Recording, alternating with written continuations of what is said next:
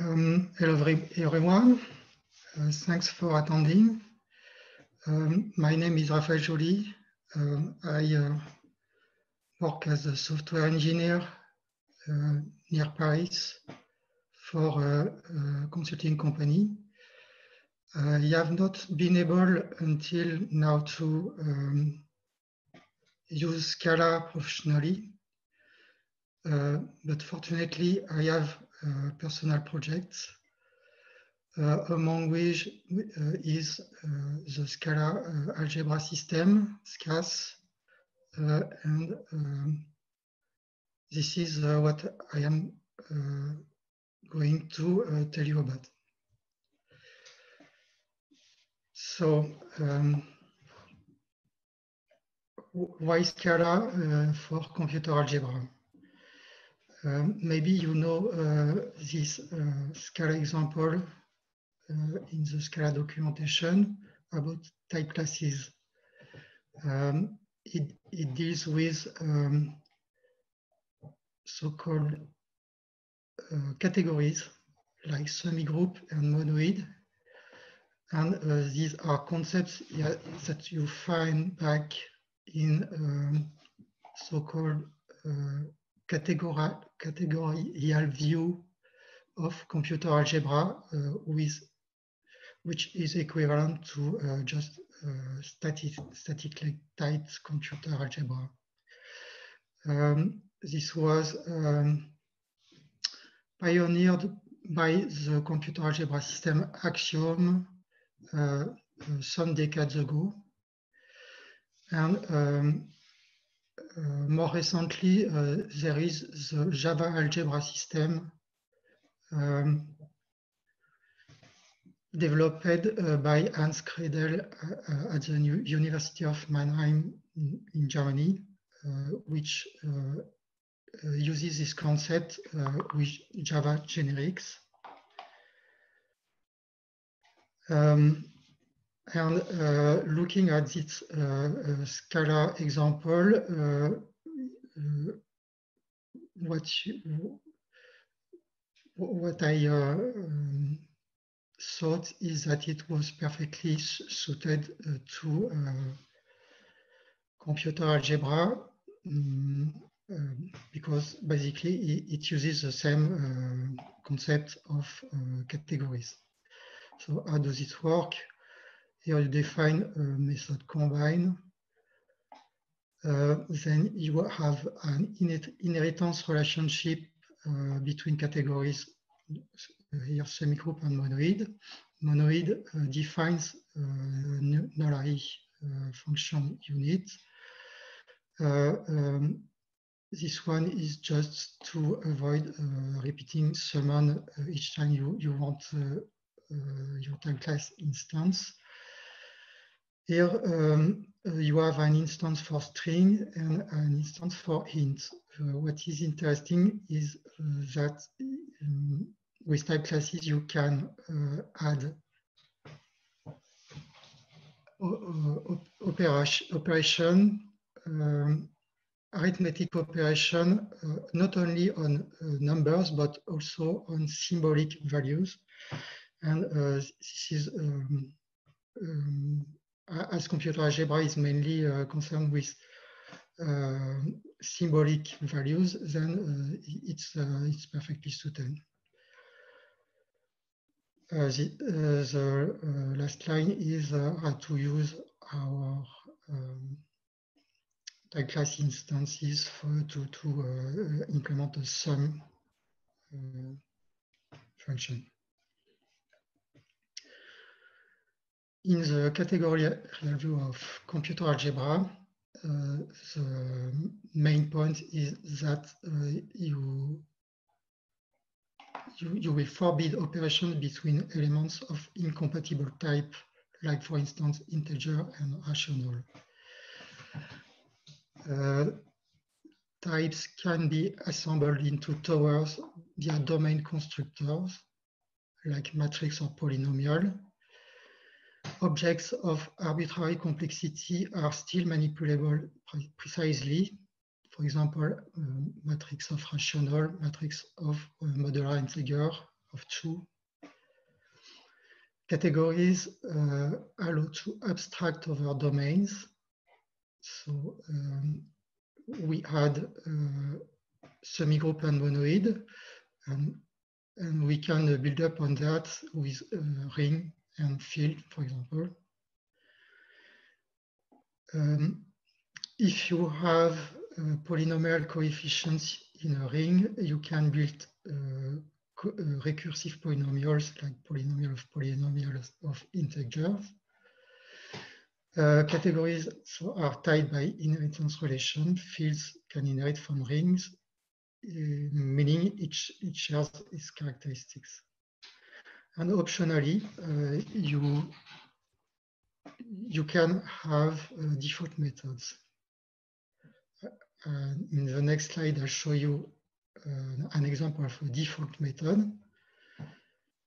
In category Euclidean domain, which extends a unique factorization domain, you can define an abstract method norm, and using this abstract method, you can define a concrete method GCD which implements Euclid's algorithm to compute GCDs. As you can see, this is very concise and very readable. I think it will be hard to define Euclid's algorithm in a simpler fashion than this.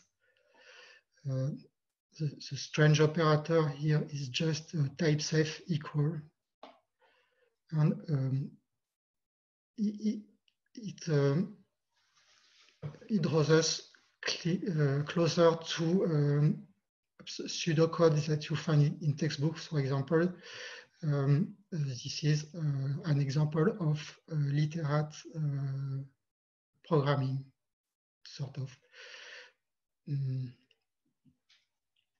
Maybe in a pseudocode here, instead of 0, you would have the number 0, but for this, we would need an implicit conversion between integer and the 0 of this domain. But 0 is quite readable here, so I've let it like this. Categories are tied by an inheritance relation. Here we can see the whole hierarchy of categories in my computer algebra system. At the top, you have an equiv or ordering type class. Then I have a concept of set to, for example, to implement functionality of a show type class to be able to pretty print values. And then you have the semigroup you had earlier, then monoid, then ring, for example, then unique factorization domain, Euclidean domain that I've shown you before, and field. Here there's a dashed line to express that this inheritance relation is not a subclassing relation, but a view, meaning there's an implicit conversion between group and abelian group, because in Scala you cannot have a subclassing relation with a method that has a different name. Abelian group, I have the group operator as plus, whereas in group I have it as multiply. So I have to have something else than subtyping relation here.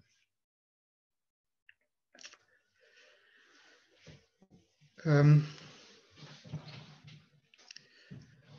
it comes to computer algebra, you have two possibilities.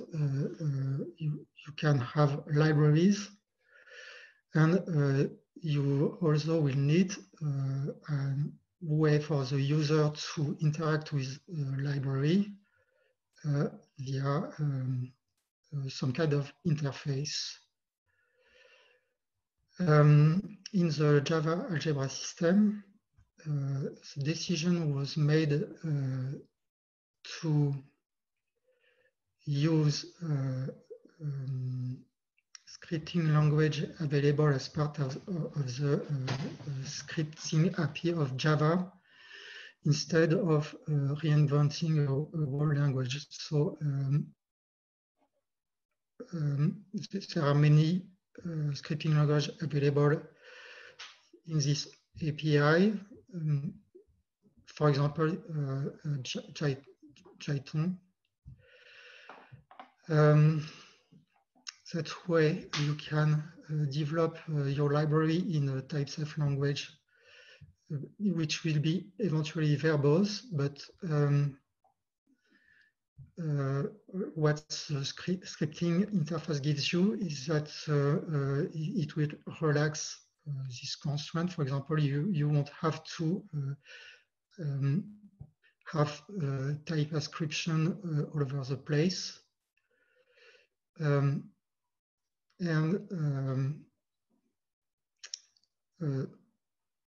a dynamic language, of course, you have not the guarantees that come with statically typed language that you use for the library.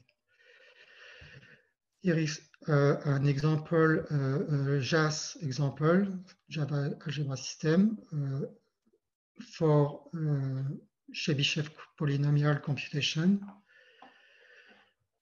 You define your polynomial ring here with integer coefficients, one variable x, and lexicographical ordering. Here, optionally, you will assign your generators, but this is commented here because you have a mechanism to inject automatically your variables into your scope, and you have near mathematical notation for your computation here, with a times operator, minus operator, and so on. Here is the output of this computation. One desirable property is for your output to be able to be fed again as input to your scripting interface. So, for example, here I double multiply for powers. You will have to be able to pass that to input your polynomial again in the system.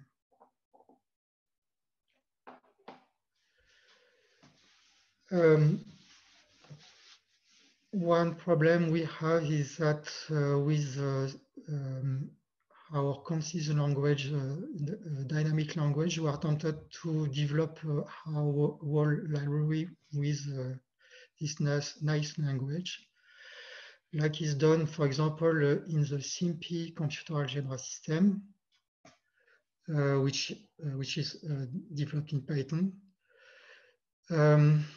But the problem is that you end up with your whole computer algebra library developed in a dynamically typed language, which is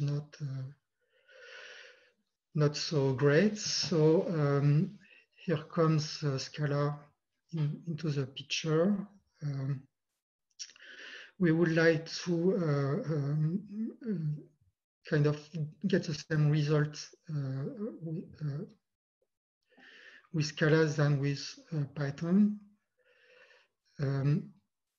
As Scala also has a quite concise syntax with type inference, you don't have to repeat type ascription everywhere, and you have some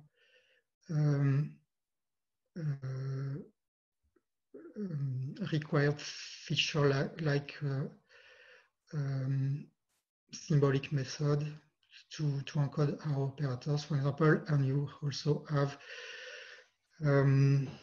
implicit conversion, which I'll detail in a moment. So I'm now going to show you what are the remaining problems with using Scala for quantitative algebra. Scala has operator overloading. You can define a symbolic method like method plus here. You also have a unary minus. This is the begin class that comes with Scala standard library.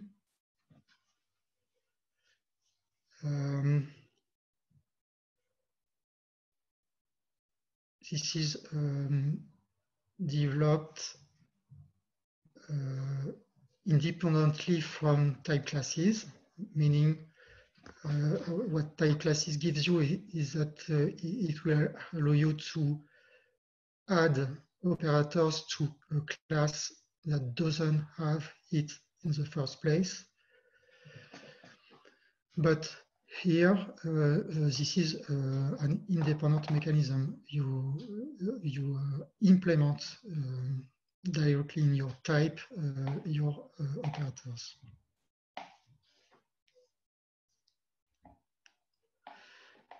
In the companion object, you have a method to create a value of begin type. And you also have an implicit conversion here from integer to our begin type.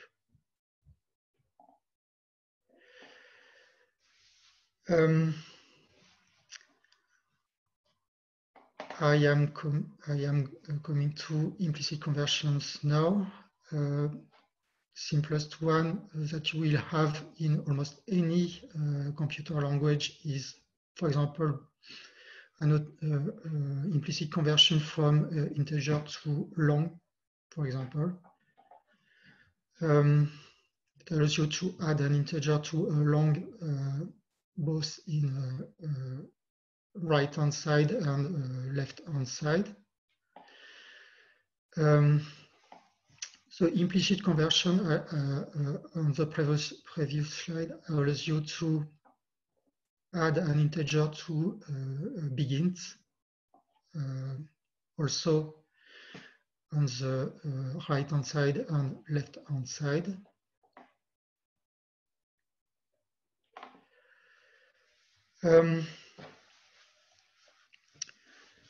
An implicit conversion immediately comes with the first problem, is that when your the type you are converting from, like integer here, does not have the operator, like here, this is divide and remember. Integer doesn't have divide and remember. You can apply it to integer to the right, but not to the left. Gives you an error. Value divide and remember is not a member of int. I had logged an issue to Scala back in 2013. As far as I know, it's still not resolved. So I think it's a hard problem. This was in Scala 2. In DOTI, we have a slight improvement as it tells us value divided on remember is not a member of int, but could made available as an extension method. It gives us a hint on how to really solve the implicit conversion problem in the new version of Scala DOTI. Implicit conversion will have to work not only with numbers, but also with symbolic value, as here polynomial over the integer in x must be able to add a coefficient to the left and to the right, and this also has to work out for nested polynomials, like here, polynomial over in y over polynomial in x over the integers. You have to be able to add values of the two rings, and also to you have to be able to span two steps from integer via polynomial in x to polynomial in y. So we have to devise a recursive mechanism to lift our coefficient to the suitable ring. In order to implement categories in Java, for instance, in the Java algebra system, they are implemented using a so-called F-bound polymorphism, which uses type parameter which recursively is bounded by itself.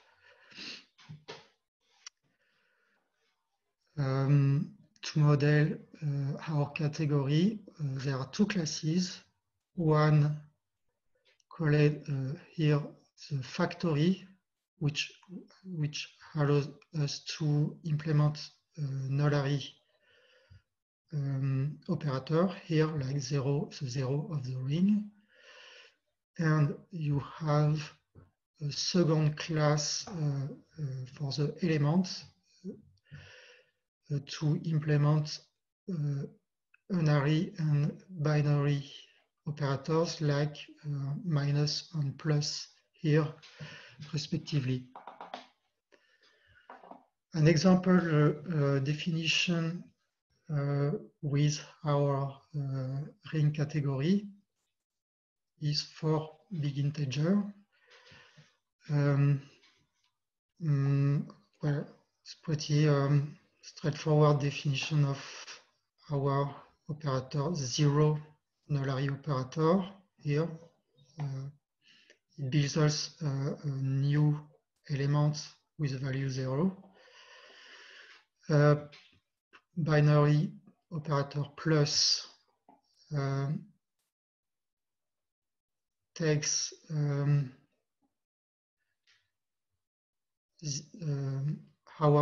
this value and add it to a value of the parameter and wraps it again with a constructor into a new element. The same for an array minus here, negates the value and wraps it again into a new element.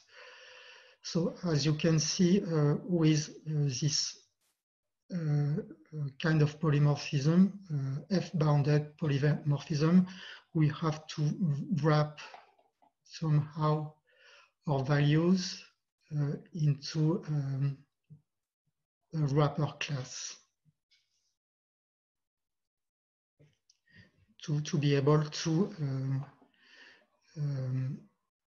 provide ourselves with symbolic operators. This is important because the point here is that java.mat.biginteger does not have symbolic operators. Instead, it has, for example, to add values, you have add method, so it's not symbolic.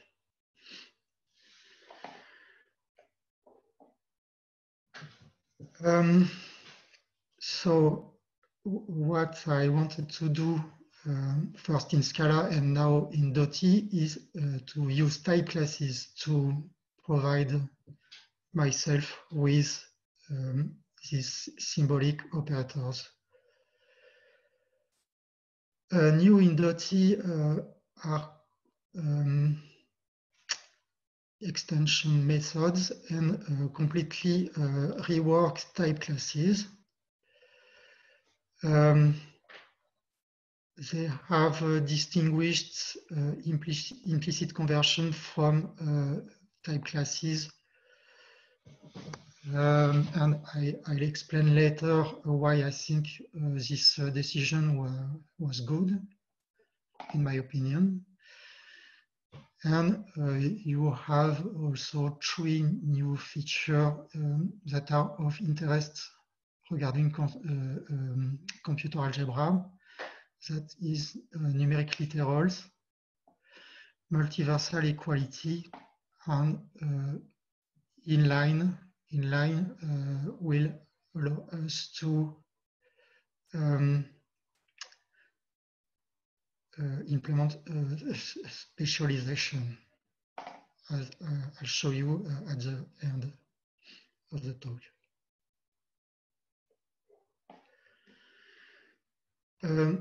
This is an example of using type classes in Scala 2. You had to define your operators first in a non-symbolic way, here with method plus. 0 will anyway remain non-symbolic, of course. And you have this whole mechanism here to provide yourself with symbolic operators. You had to define an infix ring ops, which would construct a wrapper ops impl, implementing this trait here with symbolic operator, which called the plus method of the original type classes, and yes, was very complicated. In Dotty, tadam, you just have to write things like this. So it's enormous improvement.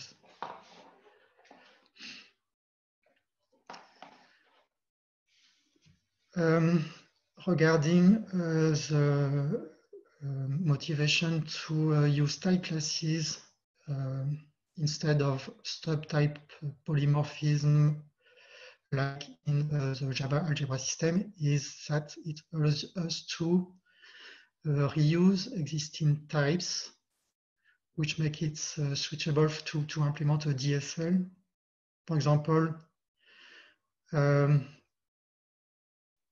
What I have done here is an interface for the JAS library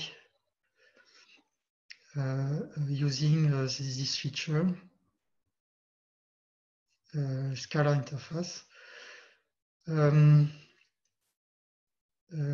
That way we don't need to implement wrapper classes, so it allows us to have one level less of indirection, which is good performance-wise. It allows us to use unboxed primitive type, also good for performance. It allows us to have a numeric symbolic implementation. But in Scala 2, it does not play well with coercions. Meaning that, for instance, you can add an integer to the right of a big integer, but not to the, you have to lift by hand your values to the desired ring. Here for big integer, you have to write, basically you can only add two big integers, but not mix and a simple integer. And likewise for polynomial, you have to lift coefficient to your polynomial ring. This is solved in Dotty thanks to mainly extension methods, but only for operations to the right. For operations to the left, you need to import your operator explicitly. Or you can also write everything in big endian, but this is not ideal solution.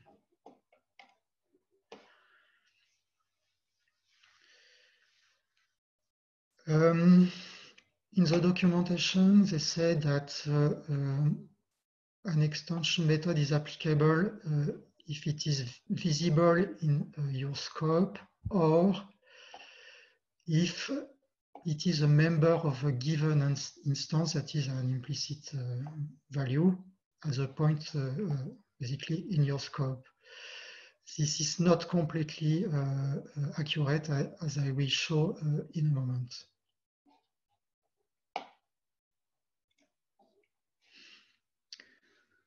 What's nice with new type classes and extension method is that you can define and use your method either in object-oriented or functional style. Here, for example, you have your unary minus defined in an object-oriented way, meaning with dot notation, x dot unary minus. And you can also define your method in a functional style here for absolute value of x, or signum also defined in a functional way. And you can also use them indifferently in here functional style, big integer dot signum of x, or in object-oriented style, big integer of x dot signum.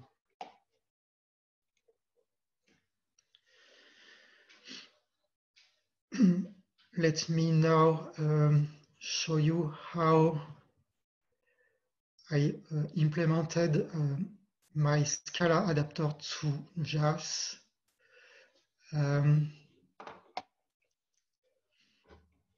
Here you have a perfect instance of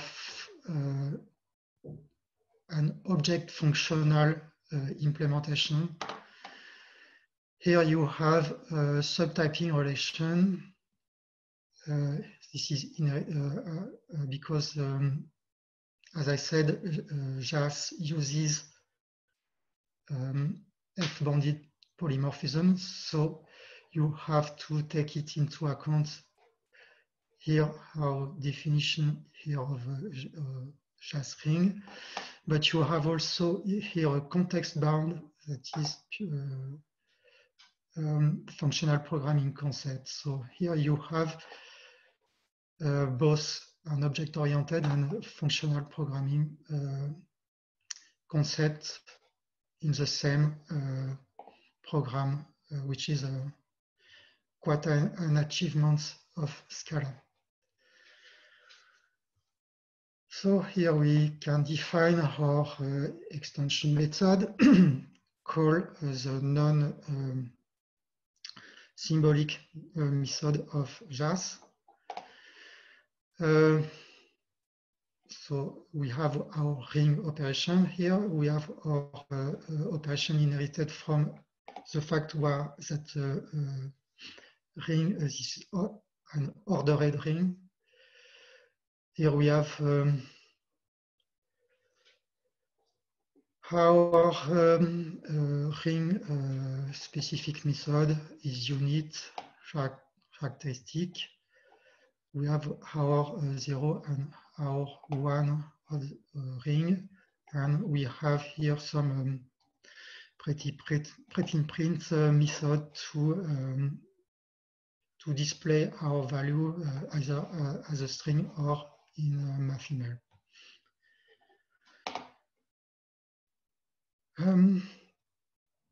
This is how we use our JAS interface in Scala. Here I show all that you have to import to make the thing work out, but you could also use a wildcard import. One of my goals is to minimize as much as possible the boilerplate. So it will be better here to have just underscore, but it's important to show you what we actually need to make the thing work. Here, we define our implicit type class instance, polynomial in the integers, in variable x, y, z, with term order inverse lexicographic. Here we get the generators in our variables. We have variable 1 here that comes automatically when we request the generators for cases when we can't lift numerical 1 to our polynomial ring, but as far as I know, this is not useful in JAS. In Python, for example, you can do without, meaning implicit conversion works sufficiently well for you to not need this one variable here, especially. Anyway. Here is the most important contribution of my work here is that you have to import the operator of your type class via this import s dot underscore. Here it will import plus and times. So contrary to what we have in the .t documentation, it is not sufficient to have our type class instance in scope to automatically have the extension method available, especially when your coefficient is on the left-hand side. If we don't have the import here, then this doesn't work.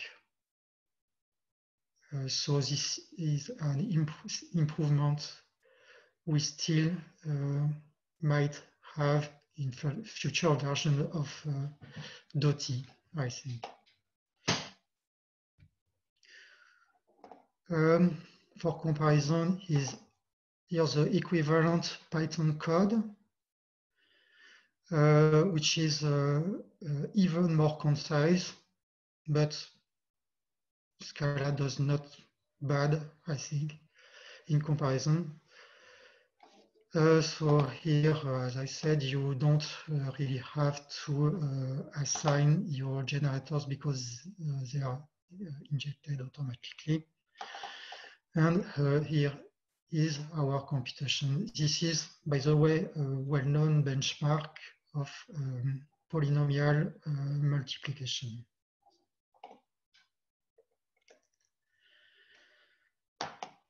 So, what was new in Dotty is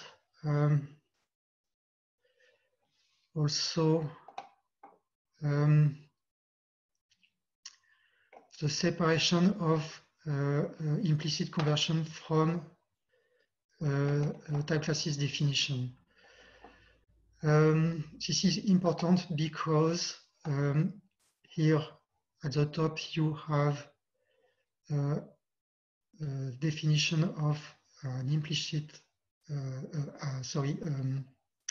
a type class, and at the bottom you have a definition of an implicit conversion.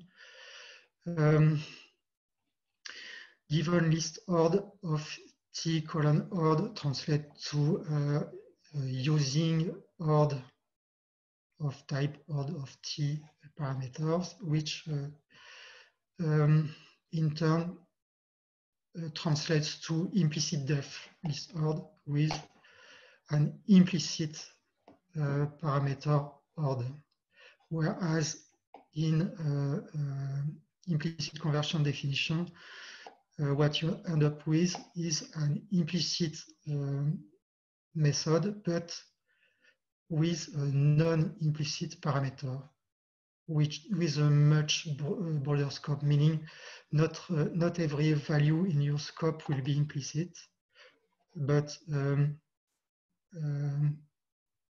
there will be lots of non-implicit values. So in a way, implicit conversion are a much more powerful concept than just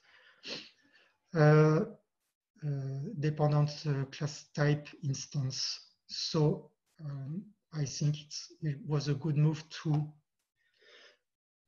tell them apart and put them behind a language feature in Dotty.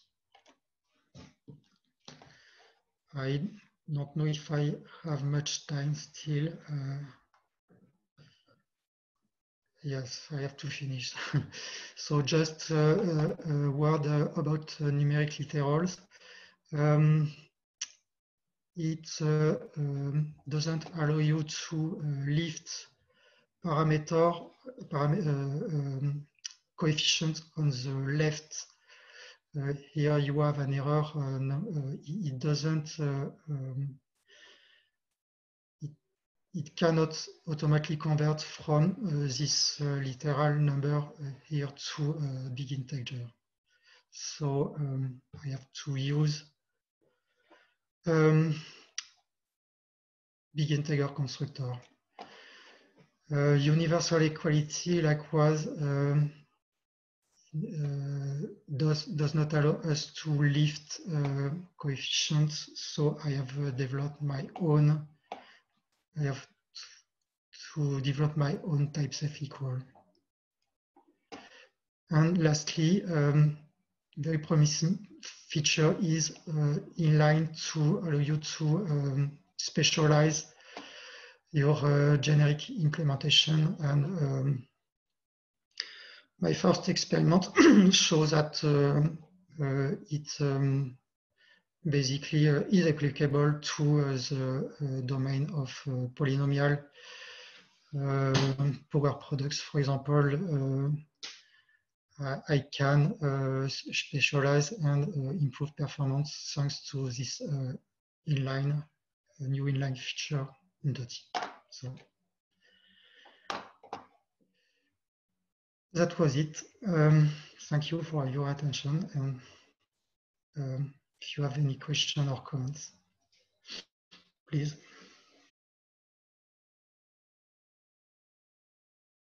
I was curious. I looked at your talk and your code, and it's very fascinating to me.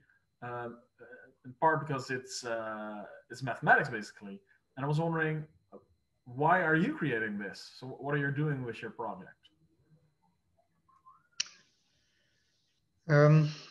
Good question. I have always been interested in mathematics since I am young, especially algebraic equation resolution.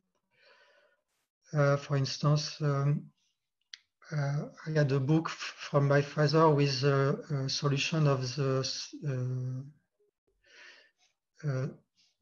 equation of the degree 3. And I was fascinated by it, and I tried to recompute it by myself on paper. And then you have this result by Abel and Galois that you don't have a solution with roots for equation of degree 5 or greater. So I thought I would try to solve them anyway, just to be able to understand white blocks, right? So I wrote pages and pages of equations to try to solve this, and then there was personal computers entering the scene, so I thought I should perhaps use them to compute my equations. And I went to write my first computer algebra programs, first in C, and then in Scala back in when it went out end of the 90s. And I loved this language. So I came to use it professionally. And then there was Scala, which was even greater. So I decided to try to port my Scala programs to it. And in the meantime, there was the Scala algebra system, which did about what I was doing in Java, meaning algebraic equation resolution, but with Java generics. So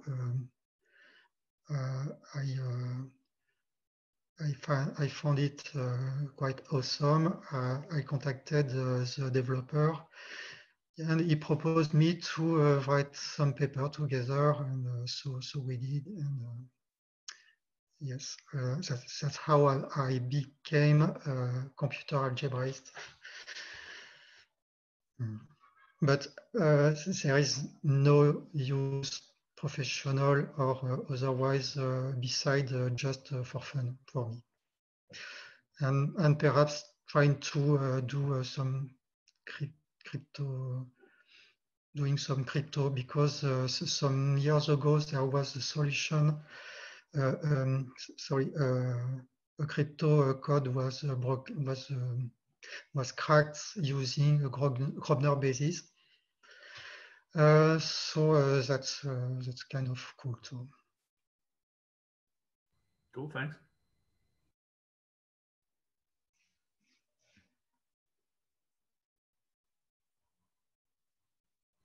I still have a question if nobody else has a question. So you mentioned that you implemented a Algebra system in C and also in Java and in Scala. Could you reflect upon how the type system specifically helped you in expressing this mathematical model? Yes, my Java program was not type safe. I had to have casts about anywhere. For example, a polynomial, a generic polynomial, I had to check if it was if the coefficients were integers or were themselves polynomials, and so on. And what I liked in Heinz Kredel's Java algebra system was it used generics, which basically allows you to code everything without any casts and also without wildcards. So currently, our software is completely cast free. And I think, yes, that's one advice I could give to developers is to try to really to stick to a type safe coding style. That's very important.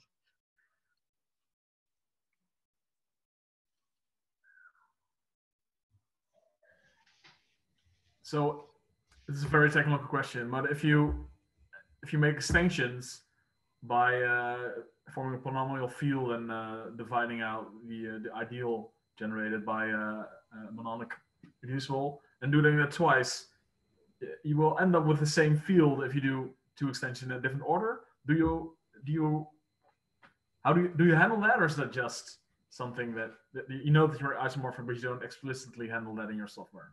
Or is this a too technical question? No, I have not. I am not there yet in Scala. In JAS, you can have algebraic extensions. I have algebraic number concept in the former version, Scala 2 version, but I am not advanced enough for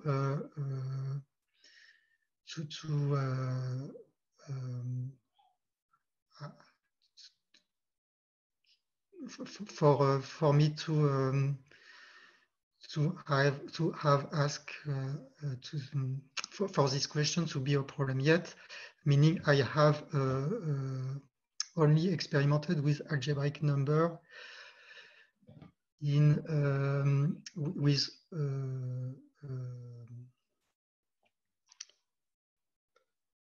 basically one root.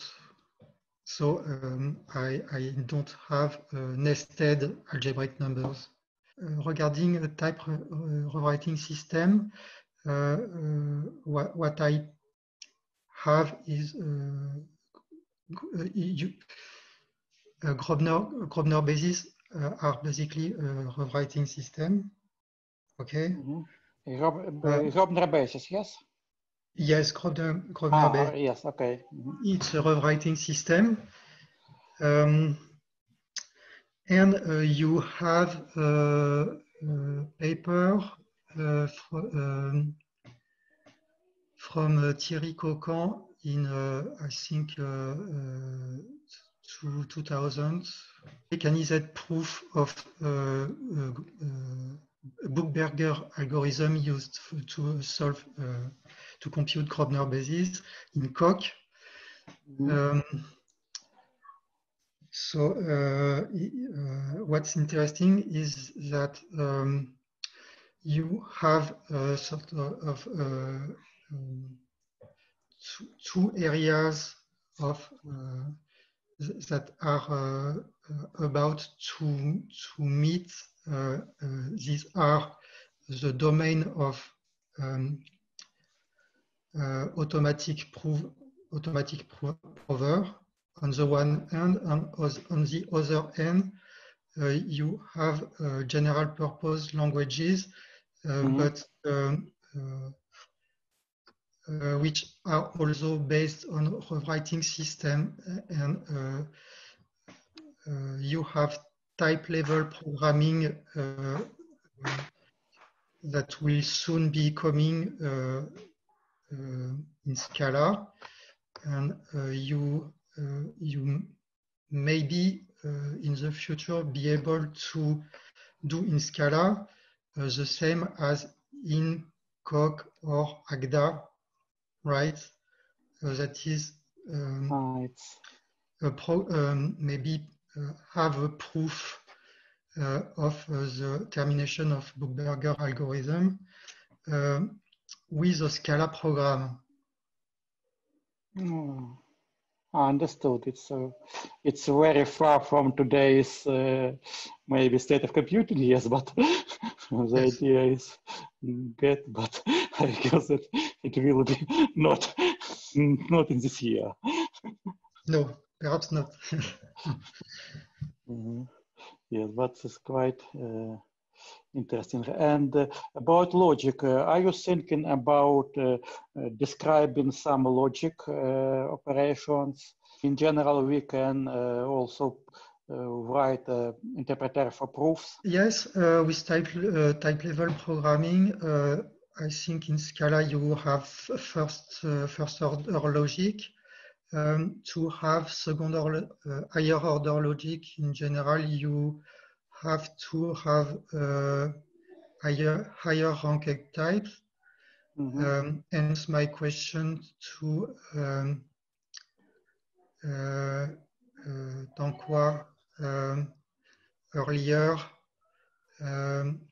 regarding polymorphic values, which really are higher ranked type. You can have higher ranked logic, and there is also the question of a dependent type. I think you have to have these to be able to do interesting things on a logic point of view with your language. But there are progress towards dependent types in Scala, but I don't think they are completely supported in the same way as in Agda, for instance. And I am not sure Haskell really supports dependent types in the same sense as in Agda either. I don't know. As I know, not Scala is patch dependent, and it is not fully type dependent. Patch dependent when you have dependency from instance of objects, but it is not fully dependent types. So you files are different if two patches are different, yes, but we have no equality between different patches at the same patches. So either is more powerful. No, either dependent types are natural, and Scala is not. It is less complex and less powerful. What is your background educational? I'm curious because you are in quite advanced topics. So for me, it's important to understand your context. Okay. I